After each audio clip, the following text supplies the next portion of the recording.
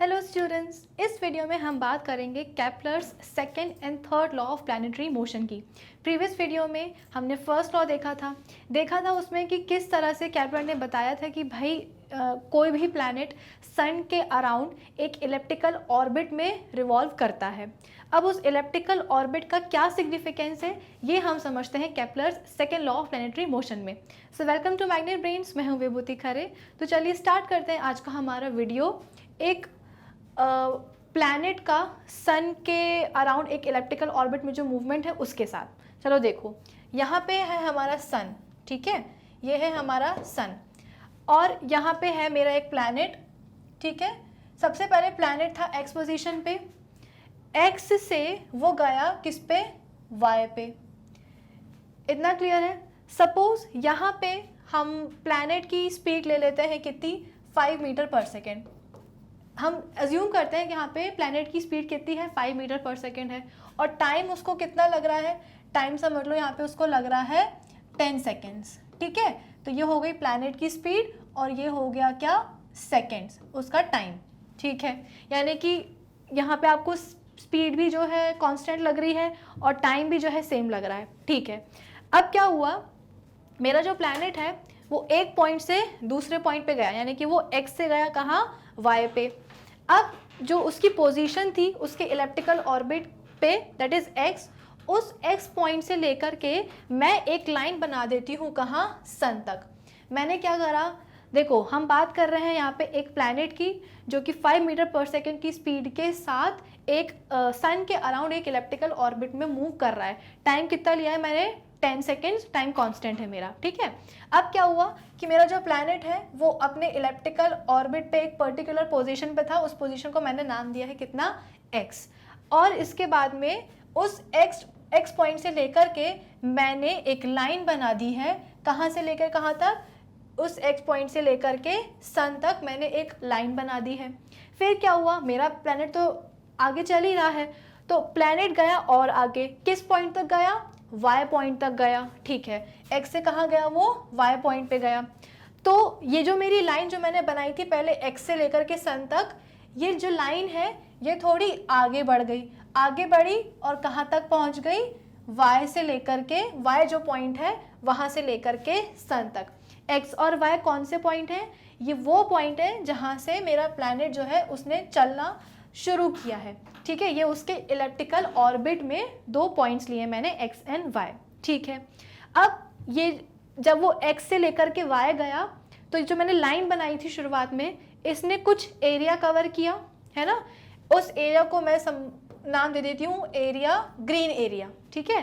तो एजी क्या है, एरिया, ग्रीन एरिया है जो कि इस लाइन ने कवर किया है। कब, जब मेरा प्लैनेट एक्स टू वाई गया, ठीक है।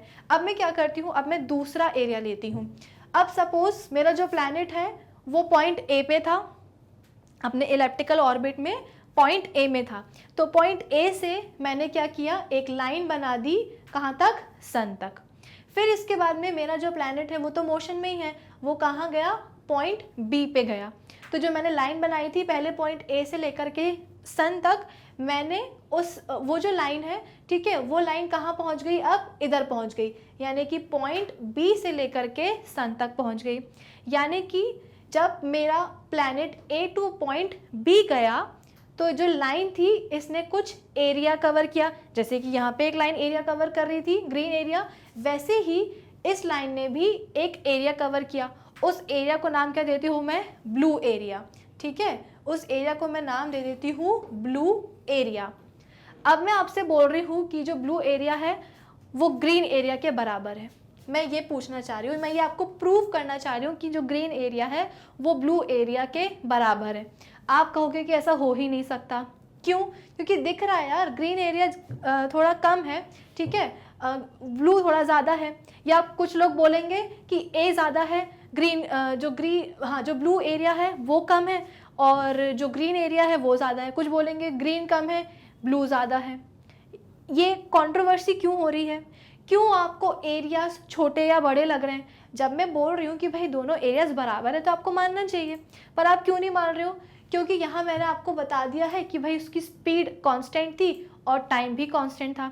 तो आप बोलोगे कि सपोज अगर वो 5 मीटर पर सेकेंड की स्पीड से जा रहा है 10 सेकेंड्स में, तो 10 सेकेंड्स में वो इतना ही तो डिस्टेंस कवर करेगा, क्योंकि उसकी स्पीड तो कांस्टेंट थी।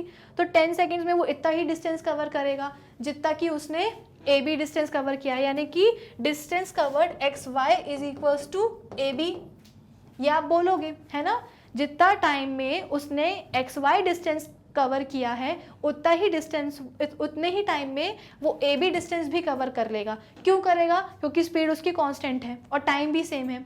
तो आपने बोला X Y is equals to A B, लेकिन जब आप एरिया इनका निकालोगे तो आपको लगेगा कि नहीं, ग्रीन वाला एरिया बड़ा है, ये छोटा है, या ये बड़ा है या ये छोटा है। ऐसी सिचुएशन क्यों आ रही है? क्योंकि मैंने आपको बोल रखा है कि भाई जो स्पीड है ना वो कांस्टेंट है। अब अगर मैं आपसे बोलूं कि स्पीड कांस्टेंट नहीं है, स्पीड चेंज हो रही है, तो क्या मैं फिर अपने इस पॉइंट को प्रूव कर सकती हूँ कि जो ग्रीन एरिया है वो ब्लू एरिया के बराबर है? बिल्कुल कर सकती हूँ। दरअसल जो प्लैनेट है ना, हमने जब फर्स्ट लॉ पढ़ा, जो ग्रेविटेशन का हमने लॉ पढ़ा था, उसमें फॉर्मूला क्या था ग्रेविटेशनल फोर्स का, कि F is equals to G m1 m2 upon R square. अब मैं पूरे चीज़ को हटा रही हूँ, मैं सिर्फ यहाँ पे क्या ले रही हूँ, अपना ग्रेविटेशनल फोर्स और रेडियस। ठीक है, तो दो ऑब्जेक्ट्स के बीच में जब डिस्टेंस ज़्यादा होता है तो उनके बीच का जो फोर्स, अट्रैक्टिव फोर्स, उसकी वैल्यू कम हो जाती है। जब उनके बीच का डिस्टेंस कैसा होता है, कम होता है, उनके बीच की जो अट्रैक्टिव फोर्स की वैल्यू है वो बढ़ जाती है। अब जब मेरा प्लैनेट सन के पास से होके निकलेगा, जैसे कि केपलर ने पहले ही बता दिया था कि भाई एक इलिप्टिकल ऑर्बिट में प्लैनेट घूमता है। अब आपको समझ में आएगा कि भाई सिग्निफिकेंस क्या है एक इलिप्टिकल ऑर्बिट का। सिग्निफिकेंस यही है कि जब एक प्लैनेट एक इलिप्टिकल ऑर्बिट में सन के अराउंड रिवॉल्व करता है तो उसका जो डिस्टेंस होता है ना वो हमेशा सन से बराबर नहीं होता है। कभी वो सन से दूर चला जाता है तो वो कभी सन के पास आ जाता है। तो आप खुद सोचो कि अगर प्लैनेट और सन के बीच का जो डिस्टेंस है, जो आर है, वो कम होगा तो उनके बीच का जो फोर्स है वो कैसा हो जाएगा, ज़्यादा हो जाएगा। यानी कि प्लैनेट और सन के बीच का जो ग्रेविटेशनल फोर्स है वो कैसा हो जाएगा, बढ़ जाएगा, है ना। एक मैग्नेट ले लो और एक आयरन बार ले लो, है ना, लोहे का एक बार ले लो और उसको आपस में डिस्टेंस जो है ना ग्रेजुअली कम करते जाओ। पहले दूर दूर रखो, फिर पास पास रखते जाओ। जैसे जैसे आप ग्रेजुअली उन दोनों के बीच का डिस्टेंस कम करते जाओगे, आप देखोगे कि जो आपका मैग्नेट है ना वो बहुत तेज़ी से उस आयरन बार को, लोहे की बार को जो है ना अपनी तरफ खींच रहा है। और जैसे आप उस आयरन बार को छोड़ोगे वो तेज़ी से आके मैग्नेट से चिपक जाएगा। क्यों? क्योंकि मैग्नेट एक तरह का अट्रैक्टिव फोर्स एक्सर्ट कर रहा है। ठीक है, यहाँ पे क्या हो रहा है, जैसे ही प्लैनेट और सन के बीच का डिस्टेंस हुआ कम, उनके बीच का जो ग्रेविटेशनल फोर्स है वो क्या हो जाएगा, बढ़ जाएगा। बढ़ेगा तो क्या होगा, स्पीड भी बढ़ जाएगी। तेज़ी से वो क्या करेगा, तेज़ी से सन की तरफ मतलब जो अपना इलिप्टिकल ऑर्बिट है उसी में रहते हुए तेज़ी से वो डिस्टेंस कवर करेगा, समझे। और जैसे ही वो सन से जाएगा दूर, डिस्टेंस हो जाएगा उनके बीच में ज़्यादा, उनके बीच का जो ग्रेविटेशनल फोर्स है वो हो जाएगा कम, तो वो क्या करेगा, धीरे धीरे जो है मूव करेगा। हो गई ना स्पीड डिफर, है ना, चेंज हो गई स्पीड। अभी मैंने आपको बोला था कि स्पीड सेम है, इसीलिए आप बोल रहे थे कि हाँ ये डिस्टेंस भी सेम है, ये डिस्टेंस भी सेम है, लेकिन एरियाज जो है ना छोटे बड़े हमें लग रहे हैं, किसी को ग्रीन बड़ा लग रहा, किसी को ब्लू बड़ा लग रहा। लेकिन अब मैं क्या बोल रही हूँ कि जो स्पीड है वो चेंज हो रही है। जब प्लैनेट सन के पास रहता है तो वो तेज़ स्पीड में जाता है। तो अगर मैं आपसे बोलूँ कि जब वो प्लैनेट सन के पास रहता है उस समय उसकी स्पीड कितनी रहती है, 10 मीटर पर सेकेंड, और जब वो दूर रहता है तो उसकी स्पीड रहती है 5 मीटर पर सेकेंड, और टाइम मैंने आपको दिया है कितना, कांस्टेंट 10 सेकेंड। तो जब उसकी स्पीड ज़्यादा है तो वो 10 सेकेंड में ज़्यादा डिस्टेंस ट्रैवल कर लेगा, और जब उसकी स्पीड कम है तो वो 10 सेकेंड्स में डिस्टेंस थोड़ा कम ट्रैवल करेगा, है कि नहीं। अब इसको सोच के देखो, चलो ये सब हम हटाते हैं, फिर से देखते हैं। तो हमने क्या बोला, जब प्लैनेट के पास सन के पास जब प्लैनेट पहुंचता है तो उसकी स्पीड बढ़ जाती है। तो एक्चुअली में वो कितना डिस्टेंस, जैसे ही वो आता है प्लैनेट सन के पास में, अपनी तेज़ी से स्पीड बढ़ा करके जो है ना इतना डिस्टेंस कवर कर लेता है। कितना? इतना कर लेता है। और जैसे ही वो उससे दूर जाता है तो वो क्या करेगा, धीरे धीरे मूव करेगा और गिवन टाइम इंटरवल में सिर्फ यहीं तक जा पाएगा। ठीक है, अब ज़रा ये जो मैंने एरिया मार्क किया है, जो क्रॉस सेक्शन एरिया मैंने निकाला है उसका वो देखो एरिया, अब लग रहा है ना दोनों बराबर। अब हमें एरिया बराबर लगने लगा। क्यों लगने लगा? क्योंकि हमें पता चल गया कि जब प्लैनेट अर्थ सन के पास आता है तो तेज़ी से मूव करके गिवन टाइम इंटरवल में ज़्यादा डिस्टेंस कवर कर लेता है, जब वो दूर जाता है तो कम डिस्टेंस गिवन टाइम इंटरवल में ट्रैवल कर पाता है। तो जब हम एरिया निकालेंगे तो अब मैं बोल सकती हूँ कि मेरा जो ब्लू एरिया है वो है ग्रीन एरिया के बराबर। आई बात समझ में? Kepler second law of planetary motion क्या है? यही है, कुछ और नहीं है, यही है। इन्होंने क्या बोला था केपलर ने? Each planet revolves around the sun in such a way that the line joining the planet to the sun sweeps over equal areas in equal intervals of time. A planet moves faster when it is closer to the sun and moves slowly when it is farther from the sun. ठीक है, क्या बोला कि जो line होती है, जो हमने लाइन बनाई थी ना x और y से, a to b से, तो वो लाइन जो है इक्वल एरिया कवर करती है जब एक प्लैनेट इलिप्टिकल ऑर्बिट में सन के अराउंड घूमता है. ये देखो यहाँ पे आपको एक GIF दिख रहा होगा. ये प्लैनेट अभी सन से जैसे ही पास आता है तेज़ी से घूमने लगता है, इसकी स्पीड बढ़ जाती है. दूर गया तो स्पीड कम हो गई, ये हो रही है कम, जैसे उसके पास पहुंचा बढ़ गई. ठीक है, तो कैसा चलता है?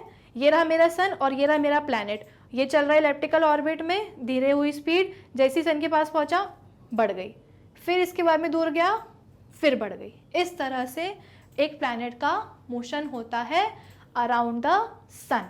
ठीक है, और जो लाइन जो कि ज्वाइन करती है एक पर्टिकुलर पॉइंट को प्लैनेट के ऑर्बिट से लेकर के कहाँ तक, सन तक, वो एक इक्वल एरिया स्वीप करती है इक्वल टाइम इंटरवल्स में. इस GIF में आपको देख रहे हो, आपको दिख रहा होगा कितने सारे एरियाज हैं. ये रहा एक एरिया, ये रहा दूसरा एरिया, ये रहा तीसरा एरिया. कि जितने भी एरियाज हैं ना सब बराबर हैं. क्यों? क्योंकि उसकी स्पीड चेंज हो रही है. आई बात समझ में? इसी को उन्होंने क्या बोला था? Kepler's second law of planetary motion. अब आपको इलिप्टिकल ऑर्बिट की सिग्निफिकेंस समझ में आई होगी, है ना. अगर इलिप्टिकल ऑर्बिट में, इलिप्टिकल ऑर्बिट एलिप्स की शेप में अगर प्लैनेट नहीं रिवॉल्व हो रहा होता सन के अराउंड, तो क्या उसकी स्पीड वेरी करती? नहीं करती. क्यों? क्योंकि हमें पता है सन का होता है एक ही सेंटर, और इस सेंटर की जो पोजीशन होती है उसकी सरकमफेरेंस पे कोई भी पॉइंट ले लो उससे बराबर ही होती है, यानी कि उसके रेडियस के बराबर ही होती है. तो अगर कोई भी प्लैनेट एक सर्कुलर पाथ में सन के अराउंड रिवॉल्व करता तो क्या उसकी स्पीड किसी भी पॉइंट पे चेंज होती? नहीं होती. लेकिन जो कि वो इलिप्टिकल ऑर्बिट में मूव कर रहा था, इससे क्या हो रहा था कि जैसे वो सन के पास पहुंचता उसकी स्पीड बढ़ जाती, जिसकी वजह से इक्वल एरियाज जो है वो लाइन जो कि ज्वाइन कर रही है प्लैनेट की पोजीशन को उसके ऑर्बिट पे टू द सन, वो इक्वल एरियाज स्वीप करती है. यही है Kepler's second law of planetary motion. इतना क्लियर है आप सबको? आई होप आपको ये चीज़ समझ में आई होगी. अब एक और लॉ बचा है, थर्ड लॉ. तो पहले लॉ में तो उनने मोशन के बारे में बता दिया है ना कि किस इलिप्टिकल ऑर्बिट में होता है. फिर इसके बाद में उनने एरिया के बारे में बता दिया, लेकिन अभी तक टाइम के बारे में तो कुछ बताया ही नहीं गया था. भाई टाइम और जो डिस्टेंस है उसके बीच में भी तो कुछ रिलेशन होना चाहिए. तो तीसरा लॉ क्या था केपलर्स का प्लैनेटरी मोशन के लिए?